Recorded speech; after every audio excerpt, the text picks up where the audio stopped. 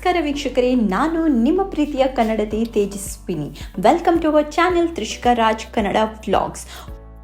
ಮೊದಲಿಗೆ ನಿಮಗೆಲ್ಲರಿಗೂ ಮಕರ ಸಂಕ್ರಾಂತಿ ಹಬ್ಬದ ಹಾರ್ದಿಕ ಶುಭಾಶಯ.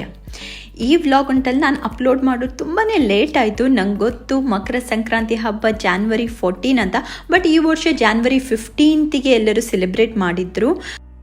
ನಾವು ಪ್ರತಿ ವರ್ಷ ಸೆಲೆಬ್ರೇಟ್ ಮಾಡುವ ಹಾಗೆ ಜಾನ್ವರಿ 14ಗೆ ನಾನು ಸೆಲೆಬ್ರೇಟ್ ಮಾಡಿದೆ.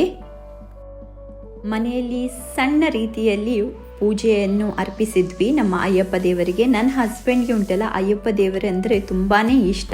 ಆದರೆ ಈ ಸರ್ತಿ ಅವರಿಗೆ ಪೂಜೆ ಮಾಡಲಿಕ್ಕೆ ಆಗಲಿಲ್ಲ.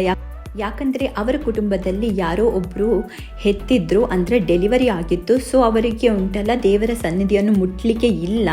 ಸೊ ನನಗೆ ಅವರು ಗೈಡ್ ಮಾಡ್ತಾಯಿದ್ರು ಹೇಗೆ ಪೂಜೆ ಮಾಡಬೇಕು ಅಂತ. ನಾನು ಕೂಡ ಫಸ್ಟ್ ಟೈಮ್ ಹೀಗೆಲ್ಲ ಪೂಜೆ ಮಾಡಿದ್ದು, ದೇವರಿಗೆ ಎಲ್ಲ ನೈವೇದ್ಯ ಇಟ್ಟು ಎಲ್ಲ ಪೂಜೆ ಮಾಡಿ ನಾನು ಕೂಡ ಫಸ್ಟ್ ಟೈಮ್ ನೋಡಿ ನಾನು ಏನೆಲ್ಲ ನೈವೇದ್ಯವನ್ನು ಪ್ರಿಪೇರ್ ಮಾಡಿದ್ದೇನೆ ಅಂತ ಸಣ್ಣ ಮಟ್ಟದಲ್ಲಿ ನಾನು ಮಾಡಿದ್ದು.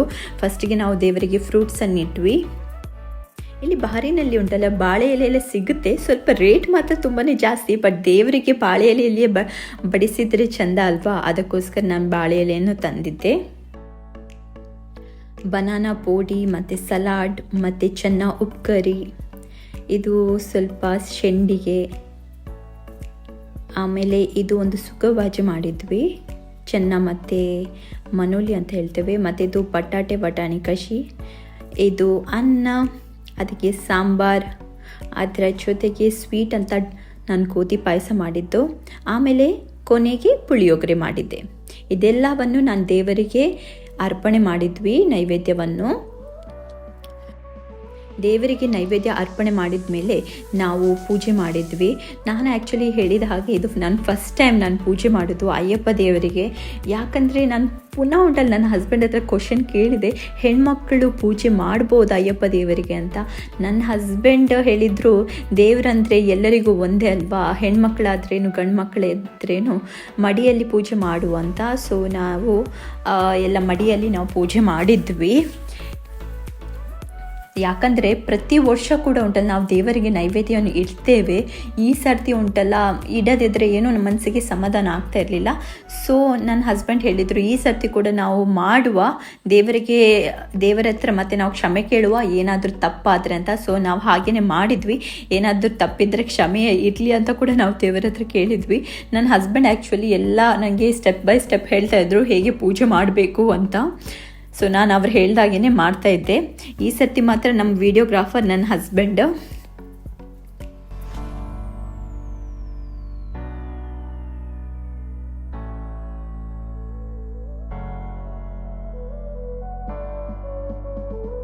ನನ್ನ ಕೀಕಿ ಮಾತ್ರ ಅವ್ರ ಲೋಕದಲ್ಲೇ ಇದ್ದರು. ದೇವರಿಗೆ ಅಲ್ಲಿ ಇಟ್ಟಿದ್ದೆ ಅಲ್ವಾ ನೈವೇದ್ಯ ಅಂತ, ಅದರಲ್ಲಿ ತೆಗೆದು ತಿಂತಾಯಿದ್ರು.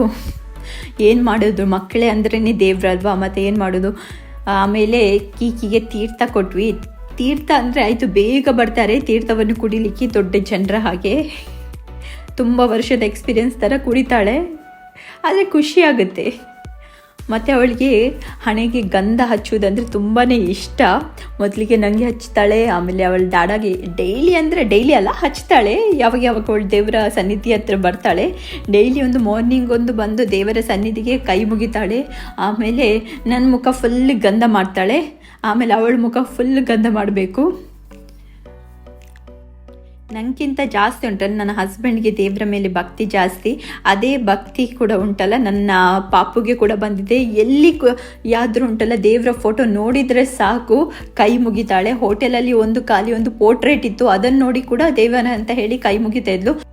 ಆಮೇಲೆ ನಾವೆಲ್ಲರೂ ಸೇರಿ ದೇವರ ಪ್ರಸಾದವನ್ನು ಸ್ವೀಕಾರ ಮಾಡಿದರೆ. ಈ ವಿಡಿಯೋ ನಿಮ್ಗೆ ಇಷ್ಟ ಆದರೆ ಪ್ಲೀಸ್ ಒಂದು ಲೈಕ್ ಕೊಡಿ. ಹಾಗೆಯೇ ನಿಮ್ಮ ಫ್ರೆಂಡ್ಸ್ ಜೊತೆ ಈ ವಿಡಿಯೋನ ಶೇರ್ ಮಾಡಿ. ಸಬ್ಸ್ಕ್ರೈಬ್ ಮಾಡಿಲ್ಲ ಅಂದರೆ ದಯವಿಟ್ಟು ಸಬ್ಸ್ಕ್ರೈಬ್ ಮಾಡಿ. Thank you for watching.